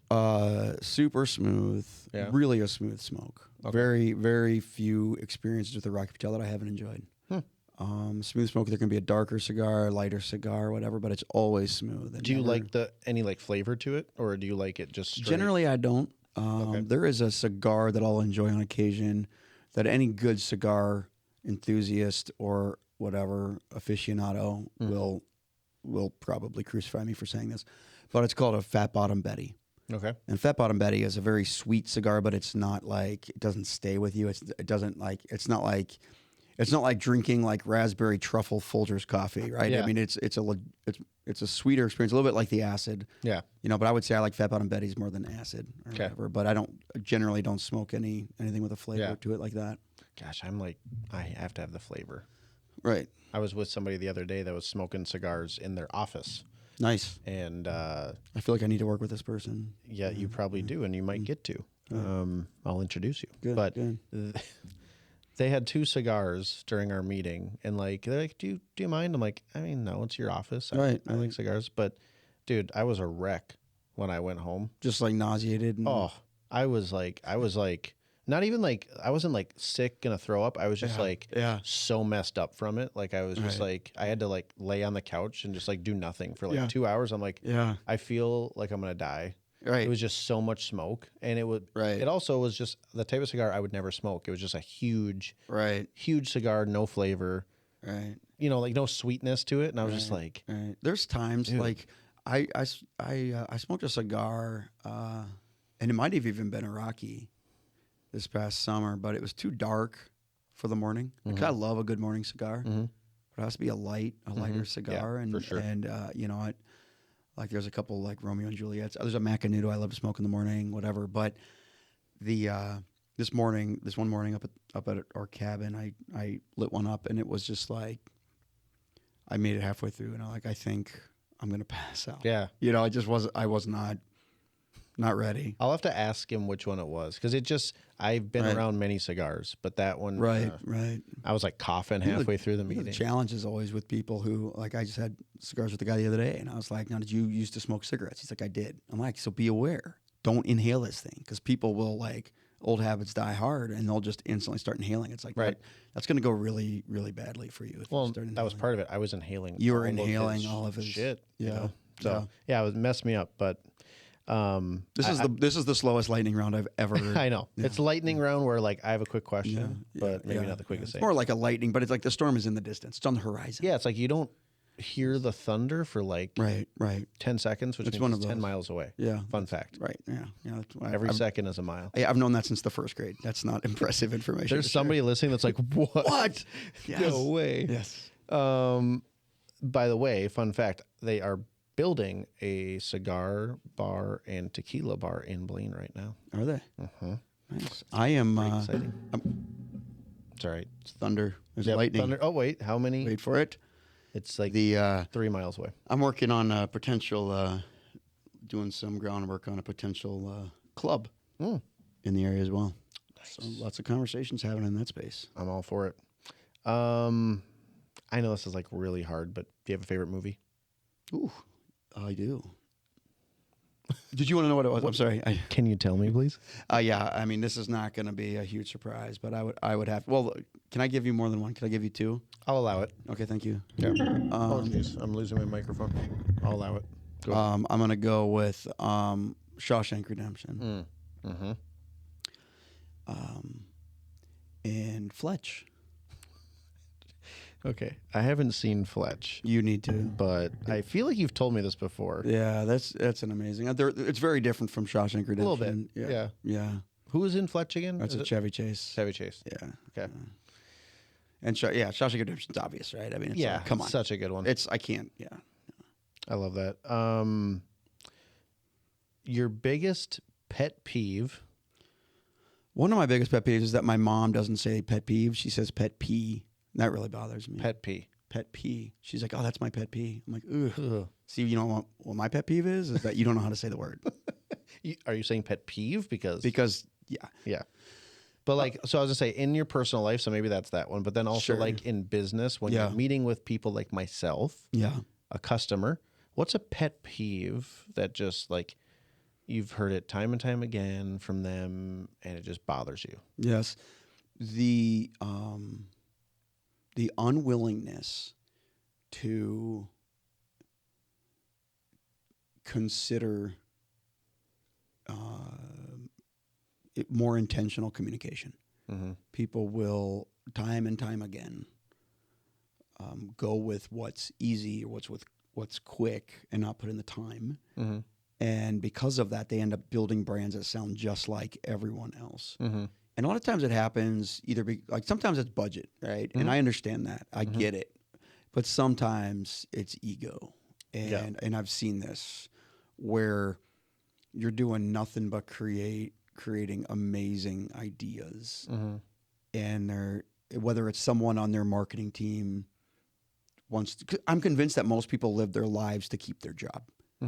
Right? And that's why people turn down good ideas all the time. No one gets fired for turning down a good idea. They get fired for trying out a bad idea.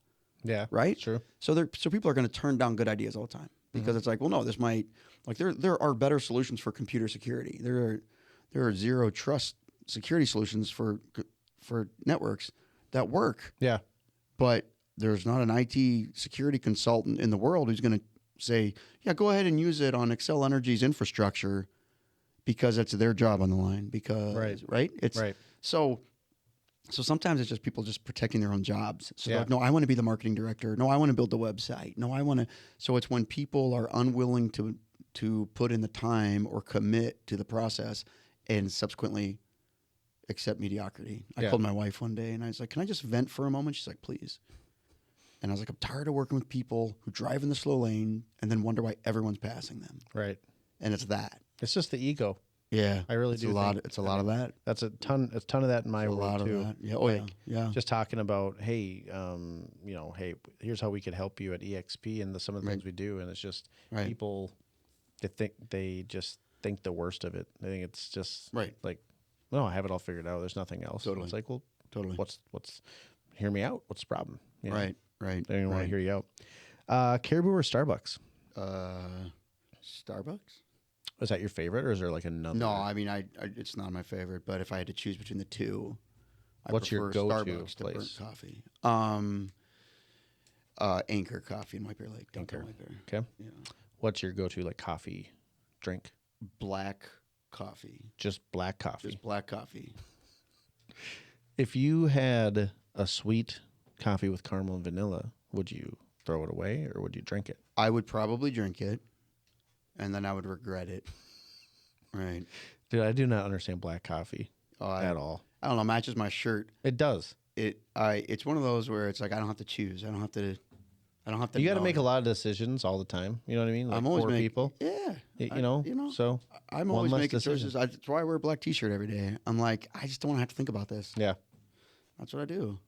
Your industry, your job does take a lot of brain waves and just minutia that you got to deal with all the time. So I get it. Yeah. I get it. Yeah, it's probably more because I'm like I get into I walk a little bit. My daughter and I will go to Starbucks and she'll order something, and this is where like the Progressive Insurance come in. I'm like, what were those words you just said? What was all that? Like I don't know what that meant. Right. Yeah. Hey, if you want to impress your daughter, call it Starbies. Starbies. Mm-hmm. Yeah, that's what the kids are saying. I'm probably not going to do that. You should. Yeah. Probably shouldn't. Yeah. I be like, can you get away from me? I don't think I will. My coolness is hanging on by a thread. Just by a thread. General anyway. Yeah. I'm not going to try. Yeah. You do that, but the black shirt, the black coffee, the black book on the desk here, which is like your journal, or what do you call that? A diary. No, I'm kidding. That's all my secrets. It says, Tyler made fun of my oiled guns. Dear diary, with Jan in Jamaica. Okay. Yeah. This is a good transition because I was just going to ask about The Office. Oh, yeah. So I know it's so hard because it's probably the greatest show ever made. Let's just be real. Hands down. It's absolutely just a genius. And it's so shocking to me that it wasn't popular at first before. It's just so random. Right. No, I'm telling you, I was sold episode 1, day 1. Right. And there were people like, that's cringy, I can't watch it. And I'm like, this is why we can't be friends. Right. That's it. Yeah. But I know it's hard. That's what she said. Well done. But that's what she said. But what would be either your favorite moment? Oh yeah, this is not. It's impossible. But I got a memorable moment. I got some answers for you. Though. Your favorite episode? Like, give me a couple things. You love about the show. Prison Mike. Prison Mike. Oh my God, he's so good. Prison Mike is and the Dementors. The Dementors. Yeah. The Gruel. Yeah. So I have a friend and his name's Mike. And you call him Prison Mike? He goes by Prison Mike. Does he wear a purple? He does have one. Does he? That's amazing. It's so good. That is absolutely amazing. Hands down, Prison Mike That's your best? That's by far, one of the best moments. Yeah. I love the moment in the first episode where he's trying to show how legitimately cool he is as a boss who's forward thinking. And so he takes Todd Packer's call on speakerphone with Jan and Pam in the office. Yes. And he says, "Oh, Todd Packer, one of our sales reps." He just feels so cool to say, "Pac-Man." And he's like, "Hey, you big queen," or whatever. And he just is like, "Oh, I'm an idiot." And then the dinner party episode. Oh my god, is just amazing. Have you watched the bloopers from that one? I probably watch the bloopers. You once a month. You listened to like John Krasinski just like his whistling laugh because he's trying to like restrain himself. I mean that whole episode. The whole episode. When Dwight like disrespects the woman that was once his babysitter. He's like, hey. He just like puts her in her place and tells her to shut up. I'm like, that was an amazing moment. Yeah. So many. The flat screen TV though. My gosh. Sometimes when I need extra room, I just I love this TV. I love this TV. Is that pine? A pine or Nordic cherry? Yeah. I mean, so funny. The CPR scene, the fire, that whole episode where it's like he causes the fire, and but honestly, like almost my favorite part of that whole episode is where they go down to corporate to discipline Dwight, like David Wallace and the other guy, and Michael Weasels is waiting the other side of the table. Where he's like, "We are so disappointed in you." Yes, it's so good. That's pretty great. Oh my god! When Michael Scott looks out over the city and he's like, the city. It's just great. When he's walking through New York, be like, I come down here to get the authentic New York pizza. My favorite New York pizza joint. It's the Arby's Sbarro or whatever. Pizza, yeah. Oh my gosh, dude. I used to eat that at the Eastwood Mall in Warren, Ohio. Oh, it is such a good show. Oh yeah. Every episode has something where you're just like, it's genius. It's amazing. It really is. And then people like always talk about, when Michael left, it was bad. And like, it's not the same. It changed. But I honestly, my least favorite season is probably like season 1, even though there's so many good things in there. So many good things, but they hadn't found their groove yet. Like the quality of it wasn't as good. Yeah. But like, I enjoy Who's your favorite character on the show? Gosh, it's so hard. What was the name of the? What was the name of the? Martin was the name of the guy who was in prison. Yeah. Martin Nash, I presume. Yeah, it was like, how does he say it? I asked Martin 3 times what he did to end up in prison because it sounds like what I do every day. Oh my god, that is so good. Yeah, that's a perfect Kevin Malone. That is a perfect Kevin Malone. When Holly is like believes things about Kevin that we shall not mention. Yes, it was amazing. Yes. Wait a minute, hold on. Do you think that I'm? Well, that's a button. Yeah. Oh my gosh. Yeah. How much money do you have? Yeah. I'm totally gonna bang Holly. I am totally going to bang Holly. Yeah, that Kevin is. I think his chili episode where he's trying to scoop the chili up. It is very difficult to name my favorite character, but without like Dwight, right? I don't think it'd be nearly as good without Dwight. So like, because Dwight isn't always the funny one, but the shit he gets into ends up becoming really funny. And then Michael's so good. Jim and Pam are great, but they're not like the reason I watch the show. Like, it's cool.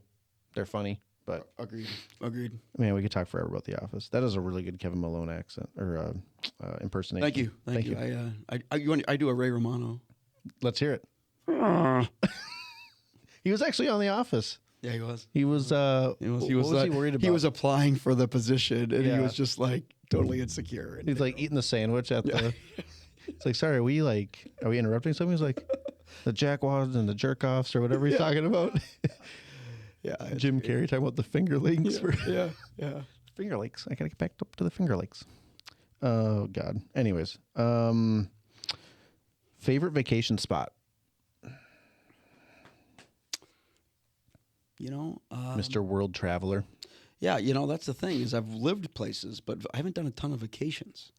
Well, favorite spot you'd want to go to maybe then. Right. Well, I mean, we lived on the Big Island of Hawaii. Yeah. right? And I just love the Big Island. It has everything. Mm-hmm. It has everything. And I lived there long enough that I was able to find the things that tourists maybe don't find, right, or whatever, which was great. Yeah. You know, but my favorite place to get away and be alone and have solitude is probably, we have a family cabin up north of Grand Marais. So what's the address? It's right up there in Hovland, Minnesota. Ooh. So it's way up there. But all right. I love the solitude of that place. Yeah. As I get older, I have realized I like a lot more solitude. Yeah. I don't think I could ever own a house on a bunch of acres, though, like by myself. That seems, I like to be in the action, but I do like to get away and like. The ability to escape the action is what I appreciate. Right. Absolutely. Right. Like we did the cruise recently, and like the cruise, there's a lot of people, obviously, but I did like the moments where it's just like, hey, I'm like going to sit in this room, I'm going to stare at the ocean. Right. And I'm going to eat my scrambled eggs. Did you bring your Xbox or anything to the cruise? No, not this time. Not that. I'm proud of you. When you told me you brought like your Atari or whatever you brought. My Xbox. Your Xbox to like Florida or whatever. I was like, wow. Well, you know, we have the boys. They need me for Call of Duty at times. You know, what can I say? I carry the team. My back hurts. Duty. Yeah. There we go. There it is. But like, yeah, no, we were staying in Florida for like 10 days. And again, I treated I don't know if that was supposed to prove your point. I don't know what you just did there. Because it was I'm going to recharge and do what I want to do type of vacation. Everyone has a way to recharge. I get it. But here's the funny part about that whole thing is the second time we did it, I brought the Xbox. My wife also plays Call of Duty at times. So I think we brought 2 Xboxes. And proving once again that Tyler married the only woman in the world that would have married him. That is true. It's proving somehow, that I am the luckiest man alive. Struck gold. Yeah. But we get there, and in the VRBO listing, it's like TVs in every room, right? Right. There's one TV. Was there only one room? No. Oh, okay. No, there was multiple rooms. That's true. That would have been correct. But no. So rather than me being like, well, I just can't play while I'm here, I'm like, I'm going to go to the store and buy a TV. and I'm like, and I know I can't get it home. So guess what? The VRBO gets a free TV. So I went and bought like a $200. I was gonna say you didn't buy it. No. Yeah, it was like 30, 30-inch TV or whatever. Yeah. But yeah, it was a low moment for me. But I wasn't gonna be denied. Right. Well, drop it in with the boys. So you gotta recharge. You have to. That's good. Let's see. One good one. Okay. I'm not a huge book guy. Okay. We'll just throw that out there. That's why I do a podcast. Sure. Being that you've written a book. Yes. And you are a international seller, as we've all talked about. Missing the best part, but international seller. People love books. Yeah, they do. They freaking love them. So they do. What is your book recommendation? Ooh, wow. I know. Yeah, it's a big question. Is there a genre, a specific type of book? Okay, so let's do a self-help and then a one that you just thoroughly enjoy reading. Absolutely. Okay, I got the answer to both. Okay. Self-help. There is a book. I don't remember the main author's name at the moment, but Oprah co-wrote it. And my wife bought me this book, and she was like, "You're not allowed to not read it just because it says Oprah." The big O. Yeah, and not because I have a problem with what Oprah does, but it just the tendency would my assumption would be that it's a little fluffy. Right. Right. I like to read deeper things or whatever it is, more abstract concepts or whatever. Really, I think Oprah's name was put on it to sell it. Yeah. It was kind of built out as like an interview. You should have had that strategy with your book. I thought of it, but I actually don't know Oprah, nor have I ever met Just her. Throw her name I don't on have any access to her. What if you said co-written by Oprah, but you spelt it like totally different, like OPH? I don't know, like Orpah, ORPH. People would see it really quick. To I believe her name was meant to be Orpah, but her mom misspelled it. True story. I think it was in the Bible. It really? There was a name Orpah in the Bible that she was supposed to be named after, but her mom misspelled it. I believe that is true. I didn't know that. Yeah, so you can. But yeah, hey, fun. All fact. of your listeners are checking or fact checking that right now. Yeah, please do. And if he's wrong, please light his ass up. Yes, exactly. All over social. The book is called "What Happened to You," and rather than being the question of what's wrong with you. It's asking the question, what happened to you? It's a proper lens through which to see trauma, but it's also a proper lens through which to see any human behavior. Right. I think within communication, within anything that we do, we have to understand that people are going to respond certain ways. And it's easy to look at somebody maybe because of the way they dress or the way they act or their defense mechanisms or they fly off the handle too quickly or they think fireworks are bullets. And it's easy to assume things about people.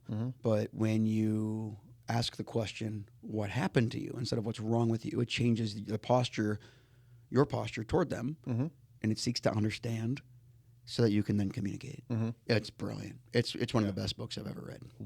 What happened to you? Just look up What Happened to You. Co-written by Oprah. Yeah, and if you look up Oprah, What Happened to You, you'll find it. And it is by far. It's not very often that I have a book and I lend it out to someone because I never get it back. That is one that I gave to someone, like hoping I'd get it back, but it's been like a year and I have not gotten it back. But it's just because I don't want them to not buy it because it costs money. I want them to read it. Right. And so it's almost one that I would buy for people. It's so good. Truthfully, I would recommend Take Time to Be Brave, not just, it's like I always say, self-quoting is the ultimate expression of narcissism. But I have read it. It is very good. I truthfully, I love the book and it's fun. So I like to promote myself whenever I have a chance to do that. Yeah, I get it. No, but the other book that I read it once a year, probably for the last 7-8 years. I've read it once a year. Go Dog Go. I actually have read that a good number of times. That and The Giving Tree. Oh, The Giving Tree. Giving Tree is fantastic. Giving Tree is. We had to read that for a project in school. Yeah, I love that. It's fantastic. Love that book. Still love it. If my kids, they're like, Dad, you pick out a book, they know I'm coming back with The Giving Tree. Really? Yeah. I love that book, and I'll read it to my 16-year-old daughter as well if she'll let me. It's just so good. Yeah. Be like the tree, not the boy. Right? Right. But the book, A.W. Tozer, The Pursuit of God. The Pursuit of God. A.W. Tozer. It is by far one of the most tangible expressions or manifestations of a person's relationship with God. It's fascinating. Every time I read it, I gain something new about why I'm on earth, why I'm doing what I'm doing, how I should do it. Yeah. And then with that, I would also say there's a book that I read that I thoroughly enjoyed called The Tracker. The Tracker. The Tracker. And then it's about a guy who learned to track through the woods and stuff from a Native American mentor. And he had a thing that he said in there. A book was published back in the 60s, I think. But amazing book. Okay. And he had a thing in there where he said that he learned from his mentor, do not do what the ancients did, seek what they sought. Right? It's real easy for us to just say, well, they're doing it, so I'm going to do it. Right. Right? You see a successful brand. It's like, well, they did a Facebook marketing campaign, so I'm going to do a Facebook. No, seek what they sought. They sought to be seen. They sought to be known. Before they sought to be seen, they made sure they knew who they were. Right? I mean, it's and the Tracker has a lot of that in there. It's not just about this guy's learning to track. It's about, there's a story in there of where he's sitting across from, or he walks out to his mentor who's sitting on the porch looking at a squirrel. Yeah. And he's staring at the squirrel intently. He's like, what are you doing? He's like, I'm looking at the squirrel. He's like, you've seen a squirrel before. And the guy said, I've never seen that squirrel.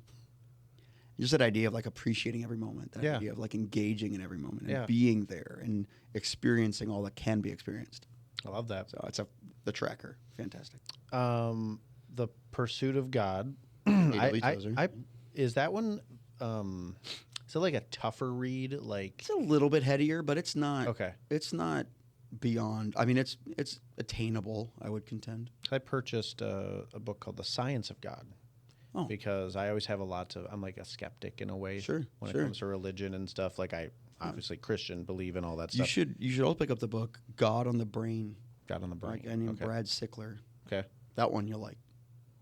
That one's a little heady though. I mean, he's like a philosophy professor or something. Yeah, The Science of God one, I started reading it and it's just so much. Like it's like they were using like 8-point font and it's like 2,000 pages. I'm just like, oh, it's like my that's like my resume. Yeah. That's great. But like, I love those types of books, like to just try to help answer some things. But that one was a tougher read. I always find the more like religious books maybe a little bit harder. I find Bill Burr is a good I learn a lot from Bill Burr. I mean, he's fantastic. He's fantastic. There's actually a comedian. Oh my gosh, he has a special on Netflix right now. Nate Bargatze. Nope, it's Dusty Slay. No, he's wearing a jean jacket, and anyways, Kirk Cameron. No, okay. He wore a jean jacket in the poster that my sister had on her bedroom wall as a child. So okay, that was close. Yeah. No, it's not him. No. But anyways, he made like a really funny, not a funny joke. Like he was telling all these jokes, super inappropriate jokes and stuff. But he grew up like Christian. Sure. And he talks about like it was like a joke about atheists. Yeah. But it ended up not being a joke. It was literally like educational. Yeah. And I think he did it on purpose to get reeling people in. And then he's like, now I want to drop some knowledge on you. And it was so well done. It was it was basically like tying in. I love that.